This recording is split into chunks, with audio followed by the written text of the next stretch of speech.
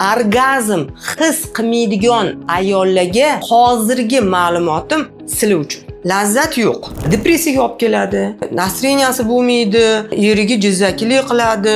Bu narsa qon aylanishini yaxshilar ekan, o'zi bo'lishida, yurak ishemik kasalligini olib kelmas ekan, insult, infarkt olib kelmas ekan, vaqti orgazm bu juda ham ko'p kasalliklarning oldini olinar ekan. Psixoemotsional holatini yaxshiladi. Bu psixoemotsional holati yaxshi, настроенияsi yaxshi degani bu serotonin, oksitotsin, baxt gormoni degani. Bu degani bu ayol hech qachon charchamaydi, sevadi.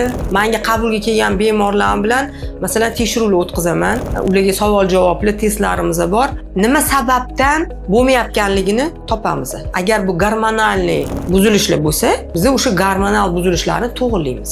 Agar bu psixoemotsional holat bo'ladigan bo'lsa, psixoterapevtlarga yuboramiz. Bitta ayol keldi, 3 ta farzandim bor, Nigor opa, xo'jayinimni yaxshi ko'raman, juda meni hurmat qiladilar, lekin men orgazmni hech qachon his qilmaganman. Endi hozir internet bor, boshqa bor, ko'rib hayron qolaman. Haqiqatan ham ularda ozgina shu gormonlar buzilishi kelib chiqdi.